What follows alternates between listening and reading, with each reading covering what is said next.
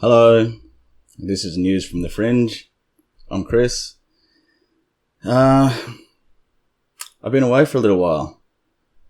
We got flooded. We had heaps of rain. All of the east coast, or most of it of Australia, just got flooded out over the last couple of weeks. And even though I live on top of the tallest hill in my town, downstairs in this room actually, you can see the photos here, we got flooded out. That water there, that's only about ankle deep. But still, it's all damp and gross in here. And the sun's come out now, so everything's really humid. And I had to put on a dark shirt today because I didn't want you seeing the man boob sweat. Because that's not a good look, is it? Anyway, something cool happened to me a couple of days ago at a friend's house. He has for months, he's been complaining about items that he's put down on a desk or something. And he'll turn around, come back, and it's gone. Just gone missing. You know, the typical haunting sort of stuff. Well, I was over at his house a few days ago, and he's got he lives in a little flat, and he's got downstairs and then upstairs. It's only a small little unit. And he was in the kitchen, like I could see him, he's just straight through the doorway there. He was in the kitchen with a friend, and I was sitting down sort of at this dining table that's under the stairwell. And when I was sitting there, I heard this, and I was like, there's someone upstairs. So I went and asked him, I said, is there someone upstairs, man? And he goes, no. And I said, what about the neighbours? Because he lives right, like wall to wall with his neighbours, and I thought maybe I was hearing them, but they'd just moved out. There was no one next door there. And so it definitely wasn't a subwoofer or anything like that. I even got him to walk upstairs to stomp around to see if it was the same thing that I heard, and it was exactly the same. And it was weird. I wasn't really freaked out. I was sort of excited, actually. It was like my first haunting. And as soon as it happened, of course, I had to go upstairs, and I will admit I was a little bit scared going up the stairs because of all the Hollywood movies. I was expecting some sort of jump scare or something. But I went up there and I said, hello, ghost. Hello. I'm Chris. Didn't get any reply. But I'll keep you updated on that because that could be an active haunting there. Be quite cool if I get something on camera or something. But anyway, let's keep going. I've got a story here about magpies. Because you guys know how much I love birds. I've got my little crew of birds here. And this is about smart magpies. Okay, so there was this study done on magpies. And they wanted to try and learn the movements and social dynamics of these birds. And so what they did was design these trackers which were attached or locked with some sort of magnetic lock.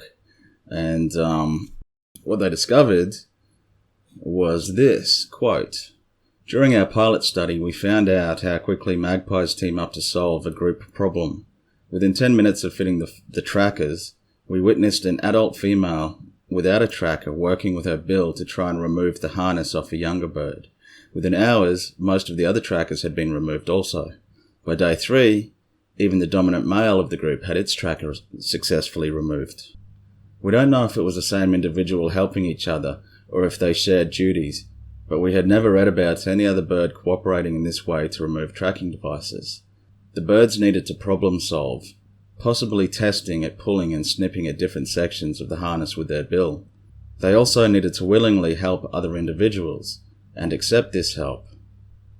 And I was just thinking, maybe this is just an excuse for a poorly designed tracker. Maybe that magnetic lock didn't work at all. And they just go, oh no, the birds took it off. They're so smart. But I thought it was just an interesting little study to share. Because, birds. Who doesn't love birds? German university designs UFO seeking camera. This is the Skycam 5. It was conceived of and built by Heiko Kyle, who is a professor of science and technology at Julius Maximilians Universität Wolfsburg in Bavaria, Germany. Okay. Its purpose is to continually observe the sky, detecting and analyzing any unusual phenomena using artificial intelligence. Quote, most of these observations concern known phenomena or objects such as birds, aircraft, satellites, or clouds, said Professor Kale. But for a very small portion, the cause remains unexplained, even after intensive investigation by experts. Close quote. Over time, they reckon it's going to get smarter, using its machine learning. Kale hopes that eventually there could be a whole network of UFO detecting cameras set up all around the world, thus making it possible to not only detect these objects, but also to track them over long distances. And this is not a bad idea at all, because, again, there's this big push from science to try and explain these UFOs. And having this sort of evidence, I guess, and collaborated from many different, scientific organizations throughout the world capturing the same objects, it's really going to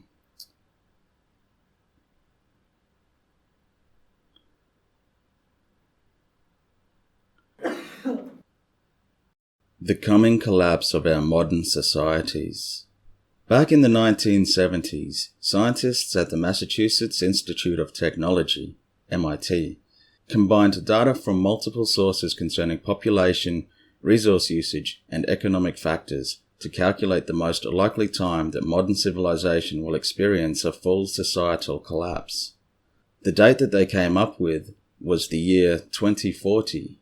While it might seem easy to dismiss their findings out of hand, another study was conducted in 2009 by a completely different team of researchers to determine whether or not the original estimate was still accurate. They concluded that the original findings were, quote, almost exactly on course some 35 years later.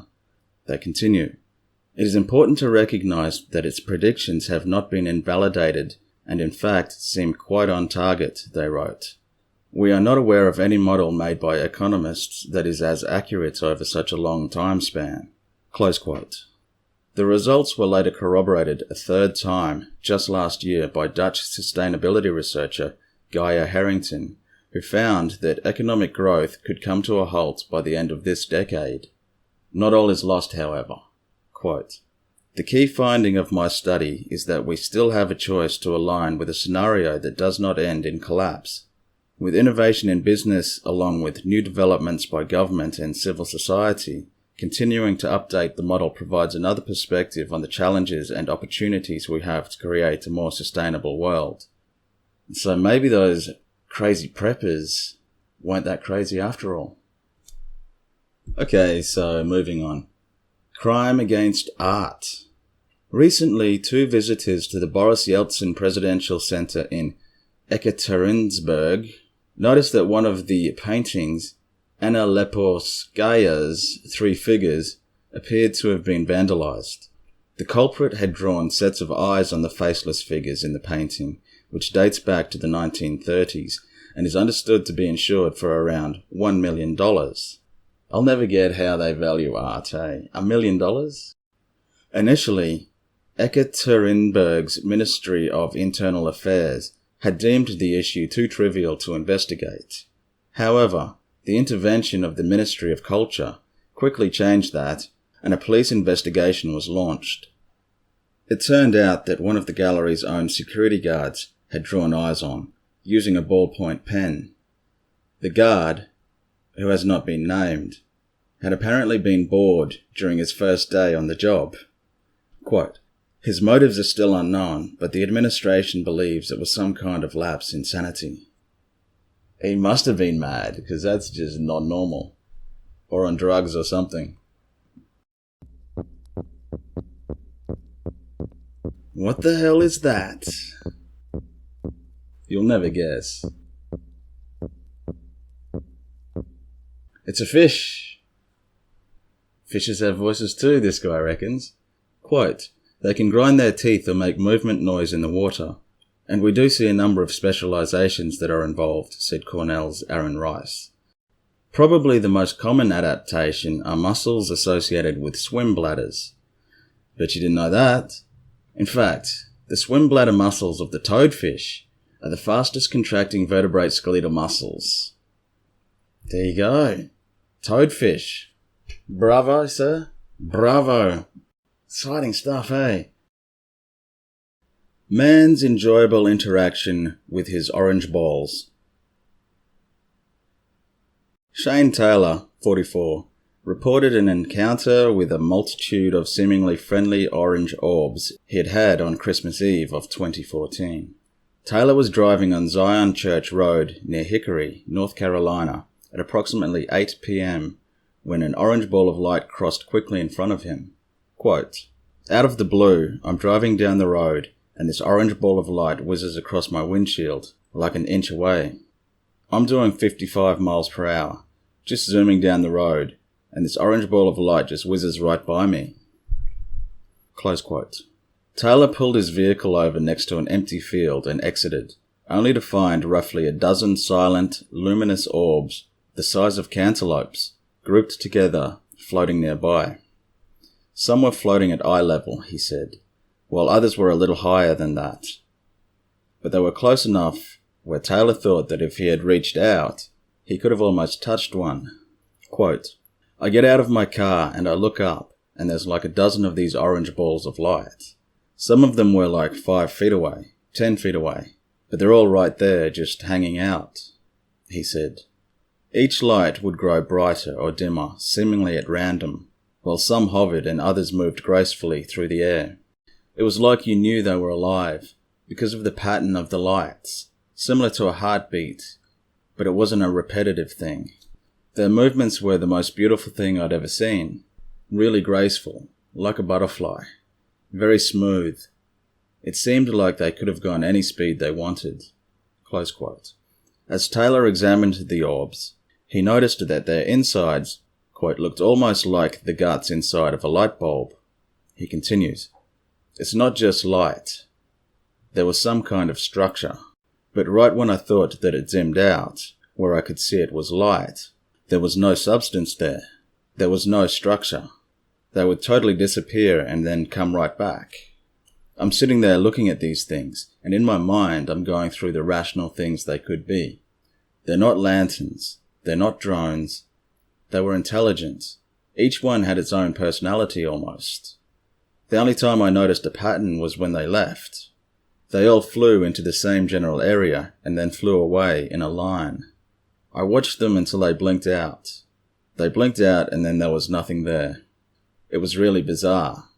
There was a dreamlike quality to the experience, but I was still conscious and aware. It was really wild.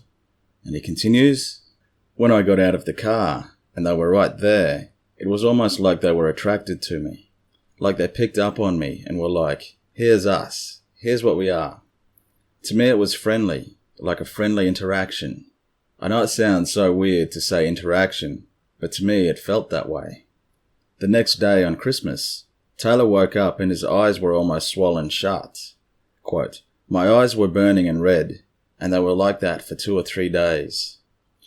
I find orbs really interesting. I know most people who are into the paranormal just find orbs really boring, but there's just something, it's just such a common experience, and it's in all of the different paranormal reports, like cryptids, UFOs, just random ones like this, ghosts as well.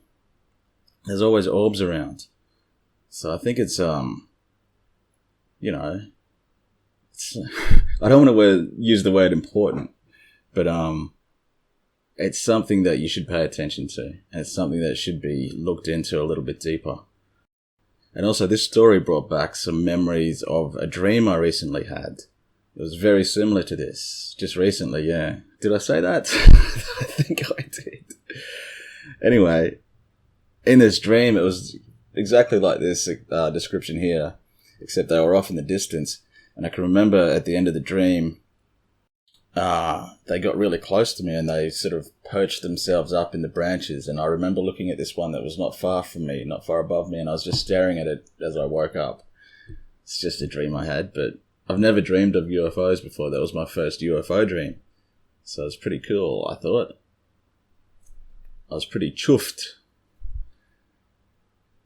Anyway, that's all I've got. It's just a short video, I believe. I don't know how long it's going to go for, but because I do it in little sections.